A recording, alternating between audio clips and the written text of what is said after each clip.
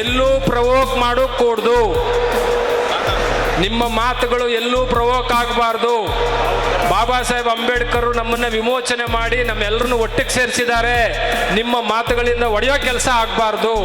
ಇದು ನಾವು ಒಡೆಯೋರಲ್ಲ, ಒಡೆಯುವುದು ಮನುವಾದ, ಕಟ್ಟುವುದು ಅಂಬೇಡ್ಕರ್ ವಾದ. ಹಾಗಾಗಿ ನಾವೆಲ್ಲರೂ ಕಟ್ಟತಕ್ಕಂಥ ಕೆಲಸ ಮಾಡಬೇಕು, ಒಡಿತಕ್ಕಂಥ ಕೆಲಸ ಮಾಡಬಾರ್ದು. ಹಿರಿಯರಾಗಿರ್ತಕ್ಕಂಥ ವೆಂಕಟಸ್ವಾಮಿಯವರು ಹೇಳಿದಾಗೆ ನಮ್ಮ ಮೇಲೆ ದೊಡ್ಡ ಆಪಾದನೆ ಇದೆ. ನಮ್ಮ ಮೇಲೆ ಭಾಳ ತಪ್ಪು ಸಂದೇಶವನ್ನು ಇಡೀ ರಾಜ್ಯಕ್ಕೆ, ಹೊರ ರಾಜ್ಯಕ್ಕೆ ಹಬ್ಬಿಸ್ತಾ ಇದ್ದಾರೆ. ಆಂಧ್ರ ತಮಿಳುನಾಡಿನ ಗಡಿ ಭಾಗಗಳಲ್ಲಿ ನಮ್ಮ ವಿರುದ್ಧ ತಪ್ಪು ಸಂದೇಶವನ್ನು ರವಾನಿಸ್ತಾ ಇದ್ದಾರೆ. ಅದೇನದು ಅಂದರೆ, ಈ ಬಲಗೈ ಸಮುದಾಯದಿಂದ ನಮಗೆ ಭಾಳ ತೊಂದರೆ ಆಗ್ತಿದೆ ಅಂತ, ಈ ವರದಿಯನ್ನು ಜಾರಿ ಮಾಡೋಕ್ಕೆ ಬಿಡ್ತಿಲ್ಲ ಅಂತ. ಯಾವುದೇ ಕಾರಣಕ್ಕೂ ನಾವು ಯಾರ ವಿರುದ್ಧನೂ ಇಲ್ಲ. ಈ ವರದಿಯನ್ನು ಪರಿಷ್ಕರಿಸಿ ಜಾರಿ ಮಾಡಿ ಅಂತ ಸರ್ಕಾರಕ್ಕೆ ಮೊಟ್ಟ ಮೊದಲ ಬಾರಿಗೆ ನಾವೇ ಹೇಳ್ತಾ ಇದ್ದೇವೆ, ಜಾರಿ ಮಾಡಿ ಅಂತೇಳಿ. ತತ್ಕ್ಷಣವೇ ಜಾರಿ ಮಾಡಿ, ಪರಿಷ್ಕರಣೆ ಮಾಡಿ, ಎರಡೇ ಲೈನ್ ಸೇರಿಸ್ಬೇಕು. ಸನ್ಮಾನ್ಯ ನಾಗಮೋಹನ್ ದಾಸ್ ಅವರು ಕೊಟ್ಟಿರ್ತಕ್ಕಂಥ ವರದಿಯು ತಾಂತ್ರಿಕ ನ್ಯೂನ್ಯತೆಗಳಿಂದ ಕೂಡಿದ್ದು, ಸಚಿವ ಸಂಪುಟದಲ್ಲಿ ಕೆಲವು ತಿದ್ದುಪಡಿಗಳನ್ನು ಮಾಡಿ ನಾವು ಜಾರಿ ಮಾಡ್ತೇವೆ ಅಂತಕ್ಕಂಥದ್ದನ್ನು ಸರ್ಕಾರ ಹೇಳಿದ್ರೆ ಸಾಕು, ನಮಗೆ ಅದೇ ಸ್ಪಷ್ಟ ಗುರಿಯಾಗಿರ್ತದೆ. ಅದನ್ನೇ ಇಟ್ಕೊಂಡೇ ನಾವು ಮಾತಾಡಬೇಕು. ನಾಳೆ ನಡೀತಕ್ಕಂಥ ಏನು ಸಂಪುಟ ಅಲ್ಲಿ ಸಂಪುಟದಲ್ಲಿ ತೀರ್ಮಾನ ತಗೊಳ್ಳಂಥ ಸಂದರ್ಭದಲ್ಲಿ ಇದನ್ನು ಯಾವುದೇ ಕಾರಣಕ್ಕೂ ಕೂಡ ಒಪ್ಪಬಾರ್ದು ಅಂತಕ್ಕಂಥದ್ದು, ಪರಿಷ್ಕರಿಸಬಾರ್ದು, ತಿರಸ್ಕರಿಸಬೇಕು. ಪರಿಷ್ಕರಣೆ ಮಾಡಿದ್ರು ಕೂಡ ತಿರಸ್ಕರಿಸಬೇಕು. ಅದನ್ನು ಪರಿಷ್ಕರಣೆ ಮಾಡಲಿ, ಪರಿಷ್ಕರಣೆ ಮಾಡಿ ಅದನ್ನು ಅದು ಅಂಕಿಅಂಶ ಅವರೇ ಕೊಟ್ಬಿಟ್ಟಿದ್ದಾರೆ. ಅದನ್ನು ತಿರಸ್ಕರಿಸದೆ ನಮ್ಮ ಜವಾಬ್ದಾರಿ. ಅಲ್ಲಿ ತನಕನೂ ಕೂಡ ಈ ಹೋರಾಟ ನಿಲ್ಲೋದಿಲ್ಲ, ಈ ಹೋರಾಟ ನಿಲ್ಲೋದಿಲ್ಲ. ಇದು ನ್ಯಾಯಯುತವಾಗಿ ಈ ಬಲಗೈ ಸಮುದಾಯಕ್ಕೆ ಸಿಗಬೇಕಂತ ಅಂಕಿಅಂಶ ಈಗಾಗಲೇ ಪ್ರಾಸ್ತಾವಿಕ ಮಾತನಾಡ್ತಕ್ಕಂಥವ್ರು ಮಾತನಾಡಿದ್ದಾರೆ. ಅದನ್ನು ಪರಿಗಣಿಸಬೇಕು. ನಮ್ಮ ಅಂಕಿಅಂಶ ಪ್ರಕಾರ ನಮಗೆ 7% ಸಿಗಬೇಕು, 7% ಸಿಗಬೇಕು. ಎಡಗೈ ಸಮುದಾಯಕ್ಕೆ 4% ಸಿಗಬೇಕು, 4% ಸಿಗಬೇಕು. ಒಟ್ಟಾರೆ ನಮಗೆ ನ್ಯಾಯ ಸಿಗಲೇಬೇಕು, ನಮ್ಮ ಅಂಕಿಅಂಶ ಸಿಗಬೇಕು. ಕೊನೆಯದಾಗಿ ನಾನೊಂದು ಮಾತನ್ನು ಮಾತಾಡ್ತಾ ಇದ್ದೀನಿ. ನಾವೆಲ್ಲ ಇವತ್ತು ಈ ರಾಜ್ಯದಲ್ಲಿ ಎಲ್ಲರೂ ಕೂಡ ಬಿಡಿ ಜಾತಿ ಹೆಸರಿನಲ್ಲಿ ನಾವು ಭರಿಸ್ತಾ ಇದ್ದೀವಿ, ಬಿಡಿ ಹೆಸರಿನಲ್ಲಿ. ಇದೆಲ್ಲವೂ ಕೂಡ ಮುಗಿದ ನಂತರ, ಇದೆಲ್ಲವೂ ಸಮಸ್ಯೆ ಮುಗಿದ ನಂತರ ನಮಗೆ ಒಂದು ಅಂಬೇಡ್ಕರ್ ಸ್ಪಷ್ಟತೆಯನ್ನು ಕೊಟ್ಟಿದ್ದಾರೆ, ಸ್ಪಷ್ಟವಾಗಿ ಕೊಟ್ಟಿದ್ದಾರೆ. ಯಾವುದನ್ನು ನಾವು ಅಂಬೇಡ್ಕರ್ನ ಹೆಸರು ಹೇಳಲಿಕ್ಕೆ ನಾವು ಅರ್ಹತೆ ಇದ್ದೀವಿ. ನಮಗೆ ನಾವು ಈ ಸಮಸ್ಯೆಗಳೆಲ್ಲ ಮುಗಿದ ಮೇಲೆ ನಾವು ಮಹಾರ್ ಅಂತ ಭರಿಸಲಿಕ್ಕೆ ಸಿದ್ಧವಾಗಬೇಕಾಗ್ತದೆ. ನನಗಿಷ್ಟ ನಂದಿನಿ ತುಪ್ಪ, ಶುದ್ಧ ತುಪ್ಪ ಅಂದರೆ ನಂದಿನಿ. ಮಹಾರ್ ಅಂತಕ್ಕಂಥದ್ದು ಭಾಳ ಶ್ರೇಷ್ಠವಾದಂಥದ್ದು. ಇದನ್ನು ನಾವು ಮುಂದಿನ ದಿನಗಳಲ್ಲಿ ಏಕ ಸಮಸ್ಯೆಯನ್ನು ಬಗೆಹರಿಸಬೇಕು ಅಂತ ಹೇಳಿದ್ರೆ ನಾವೆಲ್ಲರೂ ಕೂಡ ಮಹಾರ್ ಅಂತಲೇ ಭರಿಸಬೇಕು ಅಂತಕ್ಕಂಥ ಈ ವೇದಿಕೆ ಮೂಲಕ ಇಡೀ ರಾಜ್ಯದ ಜನಕ್ಕೆ ಸಂದೇಶ ಕೊಡೋದ್ರ ಮೂಲಕ ನನ್ನ ಮಾತಿಗೆ ವಿರಾಮ ಕೊಡ್ತಾ ಇದ್ದೀನಿ. ಜೈ ಭೀಮ್, ಜೈ ಭಾರತ್, ನಮೋ ಬುದ್ಧಾಯ. ಪ್ರಾರಂಭದಲ್ಲಿ ಆಯೋಗವನ್ನು ರಚನೆ ಮಾಡ್ತು. ಡಿಸೆಂಬರ್ 4ನೇ ತಾರೀಕು 2024 ಅವ್ರಿಗೆ ಒಂದು ನಿಬಂಧನೆಗಳನ್ನು ಕೊಟ್ಟಿದೆ ಸರ್ಕಾರ. ಆ ನಿಬಂಧನೆಯ ಮೊದಲನೇ ಅಂಶ ಏನಿದೆ ಅಂದರೆ, ಹೋಮೋಜಿನಿಯಸ್ ಕ್ಯಾರೆಕ್ಟರ್ನ ಹೊಂದಿರುವಂತಹ ಜನ ಸಮುದಾಯಗಳನ್ನ ಒಂದು ಕಡೆ ಸೇರಿಸೋದು ಅಂತ. ಏಕರೂಪ ಗುಣಲಕ್ಷಣಗಳನ್ನು ಹೊಂದಿರುವಂತಹ ಜನ ಸಮುದಾಯಗಳನ್ನು, ವಲಯ ಸಮುದಾಯಗಳು ಕೃಷಿ ಮತ್ತು ಸಂಬಂಧಿತ ಕೆಲಸಗಳನ್ನು ಮಾಡುವಂಥದ್ದು, ಚರ್ಮೋದ್ಯಮ ಮತ್ತು ಮಾಲಿ ಕೆಲಸಗಳನ್ನು ಮಾಡುವಂಥದ್ದು ಮಾದಿಗ ಮತ್ತು ಸಂಬಂಧಿತ ಕೆಲಸ ಸಮುದಾಯ, ಲಂಬಾಣಿ ಮತ್ತು ಬೋವಿ ಸಮುದಾಯದ ಏನು ಗುಣಲಕ್ಷಣಗಳಿದೆಯೋ ಆ ಗುಣಲಕ್ಷಣಗಳನ್ನು ಹೊಂದಿರುವಂತಹ ಜನ ಸಮುದಾಯವನ್ನು ಒಂದು ಕಡೆ ಸೇರಿಸಿ ಅನ್ನುವಂಥದ್ದು ಮೊದಲನೇ ಕಂಡೀಷನ್ ಅವ್ರಿಗೆ. 5ನೇ ಕಂಡೀಷನಲ್ಲಿ ಆದಿ ಕರ್ನಾಟಕ, ಆದಿ ದ್ರಾವಿಡ, ಆದಿ ಆಂಧ್ರ ಇದು ಜಾತಿಯಲ್ಲ, ಜಾತಿಗಳ ಸಮೂಹ, ಜಾತಿಗಳ ಸಮೂಹ.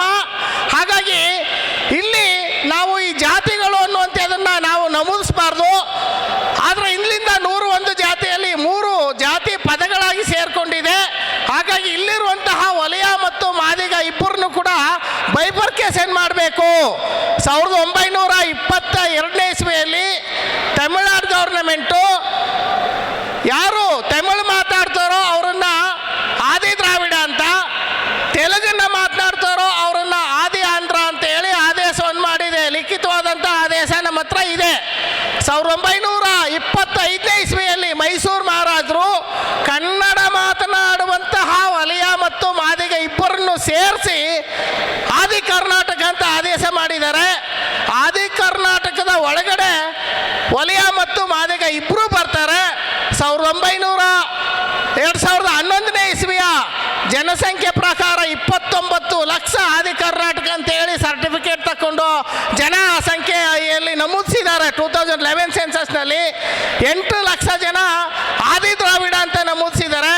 ಒಟ್ಟು 37 ಲಕ್ಷ ಜನ ಆದಿ ಕರ್ನಾಟಕ ಆದಿ ದ್ರಾವಿಡ ಅಂತಿದ್ದಾರೆ.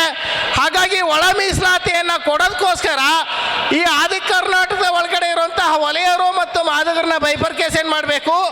ಆದಿ ದ್ರಾವಿಡದ ಒಳಗಡೆ ಇರುವಂತಹ ಮಾದಿಗರು ಮತ್ತು ವಲಯರನ್ನ ಬೈಫರ್ಕೇಷನ್ ಮಾಡಬೇಕು ಅಂತೇಳಿ ಸರ್ಕಾರ ಇವರಿಗೆ ಕಂಡೀಷನ್ನು ನಿಬಂಧನೆಯನ್ನು 5ನೇ ನಿಬಂಧನೆಯನ್ನು ವಿಧಿಸಿದೆ.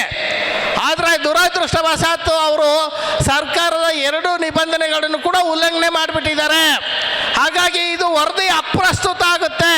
ಸರ್ಕಾರದ ಆದೇಶಕ್ಕೆ ವಿರುದ್ಧವಾಗಿ ನೀಡಿರುವಂತಹ ವರದಿ ಅದು ಪ್ರಸ್ತುತವಾಗೋದಿಲ್ಲ.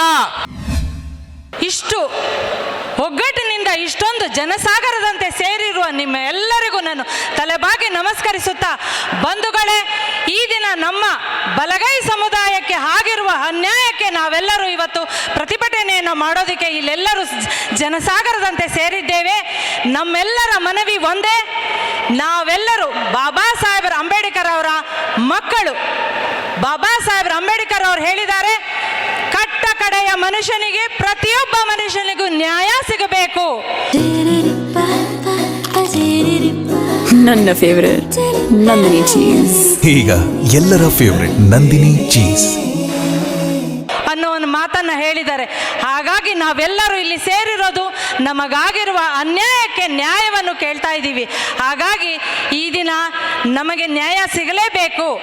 ಯಾಕೆ ಅಂತಂದರೆ ನ್ಯಾಯಮೂರ್ತಿಗಳಾದ ನಾಗಮೋಹನ್ ದಾಸ್ ಅವರ ವರದಿಯ ಅಷ್ಟೇ ಇಲ್ಲಿಯ ನಮ್ಮ ಹೋರಾಟ. ಇಲ್ಲಿ ಯಾರ ವಿರುದ್ಧವೂ ಅಲ್ಲ, ಯಾವ ಸಮುದಾಯದ ವಿರುದ್ಧವೂ ಅಲ್ಲ. ನಮ್ಮ ನ್ಯಾಯ ಕೇಳ್ತಾ ಇರೋದು ನಮಗಾಗಿರುವ ಅನ್ಯಾಯವಷ್ಟೇ. ನಮ್ಮ ಬಲಗೈ ಸಮುದಾಯದ ಬಂಧುಗಳನ್ನು ತೆಗೆದುಕೊಂಡು ಹೋಗಿ ಆ ಸಮುದಾಯಕ್ಕೆ ಕೊಟ್ಟಿರೋದನ್ನ ನಮಗೆ ವಾಪಸ್ ಕೊಟ್ಟು ನಮಗಾಗಿರೋ ಅನ್ಯಾಯವನ್ನು ಸರಿಪಡಿಸಬೇಕು ಅಂತ ಮಾನ್ಯ ಮುಖ್ಯಮಂತ್ರಿಗಳಲ್ಲಿ ನಾವೆಲ್ಲರೂ ಮನವಿ ಮಾಡಿಕೊಳ್ಳೋಣ. ನನಗೆ ಒಂದು ದೊಡ್ಡ ನಂಬಿಕೆ ಇದೆ, ಈ ನಾವು ಕೇಳ್ತಿರುವ ನ್ಯಾಯಕ್ಕೆ ನಮಗೆ ಎಲ್ಲರಿಗೂ ನ್ಯಾಯ ಖಂಡಿತ ಸಿಕ್ಕೇ ಸಿಗತ್ತೆ, ನಮಗೆಲ್ಲರಿಗೂ ಜಯ ಸಿಕ್ಕೇ ಸಿಗತ್ತೆ ಅಂತ ಹೇಳ್ತಾ, ಇಲ್ಲಿ ತುಂಬ ಜನ ಹಿರಿಯರಿದ್ದೀರಾ, ತುಂಬ ದೊಡ್ಡ ದೊಡ್ಡ ವ್ಯಕ್ತಿಗಳು ಬಂದಿದ್ದೀರಾ, ವಿದ್ಯಾವಂತರಿದ್ದೀರಾ, ಪ್ರಜ್ಞಾವಂತರಿದ್ದೀರಾ, ಎಲ್ಲ ಭಾಗದಿಂದ ಬಂದಿರುವಂಥ ಎಲ್ಲ ನನ್ನ ಬಂಧುಗಳು ಬಂದಿದ್ದೀರಾ. ಎಲ್ಲರೂ ನಿಮ್ಮ ಅಭಿಪ್ರಾಯಗಳನ್ನು ಮಂಡಿಸುವಂತ ಇದೆ. ಹಾಗಾಗಿ ನಮಗೆ ನ್ಯಾಯ ಸಿಗಲಿ, ನಮ್ಮ ಬಲಗೈ ಸಮುದಾಯಕ್ಕೆ ಆಗಿರುವ ಅನ್ಯಾಯಕ್ಕೆ ನಮಗೆ ನ್ಯಾಯ ಸಿಗಬೇಕು ಅನ್ನೋ ಒಂದೇ. ನಮ್ಮ ಇಂದಿನ ಸಮೀಕ್ಷೆಯಲ್ಲಿ ಏನು ನಮಗೆ ನ್ಯಾಯ ಇತ್ತು, ನಮ್ಮ ತೆರೆದ ಪುಸ್ತಕದ ಹಾಗೆ ನಮ್ಮ ಬಲಗೈ ಸಮುದಾಯವೇ ಜಾಸ್ತಿ ಇತ್ತು. ಆದರೆ ಈಗ ಯಾಕೆ ಅದು ಇಲ್ಲ? ನಮಗೆ ಯಾಕೆ ಇಷ್ಟು ಕಡಿಮೆ ಸಂಖ್ಯೆಯಲ್ಲಿ ನಮ್ಮ ಜನಸಂಖ್ಯೆಯನ್ನು ನ್ಯಾಯಮೂರ್ತಿಗಳು ನಾಗಮೋಹನ್ ದಾಸ್ ಅವರವರು ತೋರಿಸಿದ್ದಾರೆ? ಅದಕ್ಕೆ ನ್ಯಾಯವನ್ನು ಕೊಡಿ.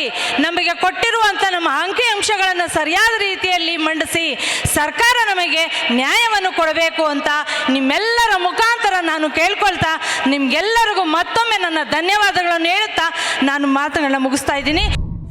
ಮತ್ತಷ್ಟು ವಿಶೇಷ ವಿಡಿಯೋಗಳನ್ನು ನೋಡಲು ಮತ್ತು ಹೊಸ ವಿಡಿಯೋಗಳ ಬಗ್ಗೆ ತಿಳಿಯಲು ಈ ದಿನ .com ಯೂಟ್ಯೂಬ್ ಚಾನೆಲ್ ಸಬ್ಸ್ಕ್ರೈಬ್ ಮಾಡಿ ಮತ್ತು ಬೆಲ್ ಐಕಾನ್ ಕ್ಲಿಕ್ ಮಾಡಿ.